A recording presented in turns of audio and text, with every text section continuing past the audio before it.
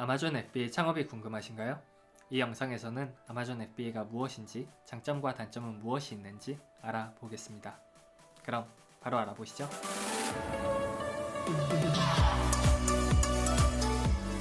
안녕하세요, 제이입니다. 간단히 제 소개를 드리면은 저는 캐나다 밴쿠버에서 거주하고 있는 아마존 FBA 셀러이고요. 이 사업을 시작한 지는 한 1년 반 정도가 되었습니다. 이 채널에서는 앞으로 이 영상처럼 아마존 FBA를 비롯해서 기타 온라인 비즈니스 관련 유익한 정보들을 많이 올릴 테니까 영상을 보시고 도움이 되신다면 구독하고 알림 설정 해주셔서 다음 영상도 놓치지 말아주세요. 그럼 바로 본론으로 넘어가시죠. 아마존 FBA는 Fulfillment by Amazon의 약자입니다. 쉽게 말해서 내 상품을 소싱을 해서 아마존 창고에 입점을 시키고 런칭을 하고 나면은 그 이후에 주문을 받고 상품을 고객에게 포장을 해서 배송을 하고 그 이후에 발생하는 교환, 환불 등 커스터머 서비스 이런 점들을 아마존이 전부 다 대신 해주는 겁니다. 그래서 셀러들 입장에서는 굉장히 편리하고요. 그 편리성을 첫 번째 장점으로 들 수가 있겠네요. 셀러들 입장에서는 내가 직접 주문을 받고 배송을 하고 교환, 환불 등을 해주는 등 귀찮은 과정들을 전혀 할 필요가 없기 때문에 굉장히 편리하고요. 대신에 아마존이 내가 판매를 하는 만큼 수수료를 떼가는 방식입니다. 두 번째 장점으로는 비교적 적은 자본으로 시작할 수 있다는 점을 들 수 있겠네요. 일단 예를 들면은 치킨집을 차린다고 해도 사실 굉장히 많은 돈이 들잖아요. 하지만 아마존은 내가 상품 단 한 개만 런칭을 함으로써 시작을 할 수도 있기 때문에 각자의 예산에 맞춰서 비교적 적은 자본으로 시작을 할 수가 있고요. 또한 이제 아마존에게 수수료를 지불하는 방식이기 때문에 고정적으로 내가 물류창고 비용 등을 따로 지불할 필요가 없다는 점, 그렇게 좀 적은 자본으로 시작을 할 수가 있습니다. 만약 어느 정도가 드는지 구체적으로 알고 싶으시면 댓글로 알려주세요. 그러면은 따로 영상을 만들어 보겠습니다. 세 번째 장점으로는 시간과 장소의 제약이 없이 일을 할 수가 있다는 점입니다. 내가 한국에 있어도 또는 어디에 있어도 아마존 미국이든 일본이든 유럽이든 아마존이 있는 곳이라면 어디든 판매를 할 수가 있기 때문에 시간과 장소의 제약이 없이 일을 할 수 있다는 점이 장점이라고 생각을 하고요. 또 하나 이제 관련해서 말씀을 드리면은 일단 내가 예를 들면 미국에 런칭을 하고 나면은 똑같은 상품을 일본에 입점을 시킬 수도 있고 영국에 입점을 시킬 수도 있고 그 확장이 굉장히 쉽습니다. 그 점이 또 하나의 장점이 되겠네요. 네 번째 장점으로는 수익성이 굉장히 좋습니다. 아마존은 세계 최대의 온라인 마켓이고 또 지금도 계속해서 성장을 하고 있는 시장이고요. 미국에서는 일단 캐나다도 그렇고 온라인 쇼핑을 한다고 하면은 일단 아마존이거든요. 그래서 아마존에서 내가 물건을 산다고 뭔가 키워드를 타이핑을 한다는 거는 이미 구매자의 마인드셋인 경우가 굉장히 많습니다. 그래서 그 구매 전환율이 굉장히 높다는 점도 하나의 큰 특징이고요. 특히 최근에 이제 코비드 사태가 터지면서 온라인 쇼핑을 안 하던 사람들도 온라인으로 이제 쇼핑을 이제 전환이 되는 게 굉장히 빠르다고 들었어요. 그래서 앞으로의 전망도 저는 앞으로의 성장도 굉장히 빠를 것이라고 개인적으로는 생각을 하고 있고요. 단점은 무엇이 있을까요? 제가 생각하는 첫 번째 단점으로는 아마존 플랫폼에 입점을 하는 것이기 때문에 아무래도 아마존의 정책이라든지 알고리즘이 변한다든가 하면은 셀러들 입장에서는 그걸 따를 수밖에 없다는 점이 있겠네요. 당연한 이야기이긴 하지만 예를 들면은 내가 아마존의 정책을 어긴다거나 하면은 내가 예를 들면 리뷰를 매니플레이션을 한다거나 하면은 최악의 경우는 내 계정이 셧다운되는 경우도 있습니다. 그런 경우에는 이제 아마존 변호사를 고용한다든지 문제가 굉장히 복잡해지기 때문에 돈도 들고 그런 점은 각별히 주의를 하셔야겠네요. 최근에 예를 들면은 최근에 코비드 사태가 터지고 이제 서플라이 체인에 문제가 생기면서 아마존의 쉬핑에 제약을 걸어버렸습니다.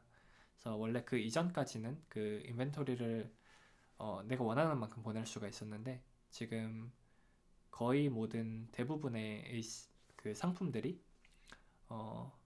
개수의 제약이 생겼고요. 그런 점들을 그런 점이 이해가 되겠네요.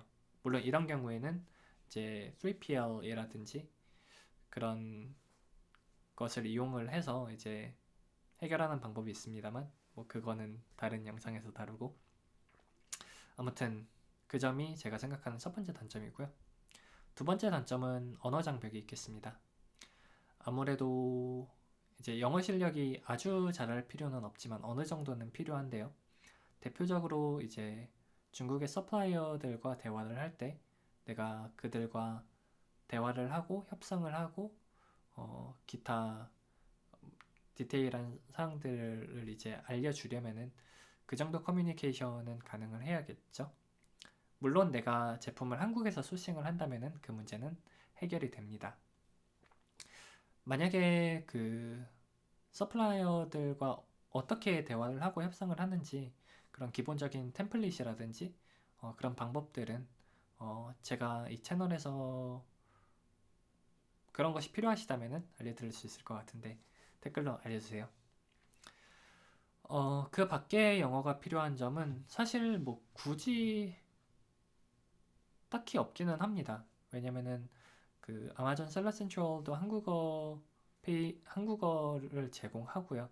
그리고 한국어 담당자분들도 있다고 들었기 때문에, 또한 내가 뭐 카피라이팅을 작성한다거나 이런 거는 미국인들도 그냥 아웃소싱을 하는 경우가 많습니다. fiverr.com이라든지 그런 곳에서 전문적으로 이제 카피라이팅을 해주는 사람들이 있기 때문에 그런 점은 걱정하지 않으셔도 되지만, 적어도 그런 서비스 프로바이더들이랑 대화를 하는 정도의 영어는 필요하겠죠. 그 밖에는 뭐 사실 굳이 필요하지는 않습니다. 하지만 제가 생각하기로는 굉장히 편리해집니다. 예를 들면은 내가 아마존 셀러 서포트, 미국에 있는 서포터들과 직접 도움을 받을 수도 있고요. 아니면 정보를 찾아볼 때 영어로 된 양질의 정보들이 아무래도 양도 그렇고 굉장히 많기 때문에 영어를 하는 것이 굉장히 하면 편리하다. 하지만 제가 최대한 이 채널에서 여러분께 양질의 정보들, 가치를 많이 제공하도록 노력을 하겠습니다. 자, 제가 생각하는 장점과 단점은 여기까지인데요. 어떠셨나요? 제가 놓친 부분이 있다면 말씀을 해주세요. 제 생각으로는 장점이 단점을 훨씬 상회한다고 생각하는데요. 여러분이 생각하는 아니면 궁금한 점이라든지 앞으로 어떠한 영상을 보고 싶다 이런 점이 있으면 댓글로 알려주시면 제가 참고를 하겠습니다. 그리고 답변도 하겠습니다. 네, 여기까지입니다. 오늘 영상이 도움이 되셨다면 좋아요도 한번 눌러주시고 구독하고 알림 설정 해주셔서 다음 영상 꼭 봐주세요. 감사합니다. 어떠셨나요? 자, 사실 첫 번째 영상이라 굉장히 떨리기도 하고 부족한 점이 많았다고 생각을 하는데요. 앞으로 이렇게 해줬으면 좋겠다. 그런 피드백이 있으시면 해주시면 감사하고요. 제가 유튜브를 시작하는 계기를 간단히 말씀을 드리면은, 사실 제 주변에서 이제 물어보시는 분들이 생기기 시작했어요. 아마존 어떻게 하냐. 그래서 찾아보니까 한국에서도 이제 점차 관심을 갖는 분들이 많아지는 것 같더라고요. 그래서 제가 좀 관련해서 찾아보다 보니까 아무래도 좀 정보가 많이 부족하다, 열악하다는 점을 많이 느꼈어요. 꼭 정말 중요한 건데 아무도 안 가르쳐 주는 부분이나 아니면 뭐 그런 정보의 부족 때문에 쓰지 않아도 되는 쓴다거나 아니면은 여러 시행착오를 겪는 모습들을 보면서 제가 할 수 있는 일들이 있겠다 싶었고요. 이것을 계기로 저도 유튜브를 통해서 하나의 또 챌린지를 해보면 좋지 않을까 해서 시작을 하게 되었습니다. 응원 많이 해주시고 네, 앞으로 보고 싶은 거 말씀해주세요. 감사합니다.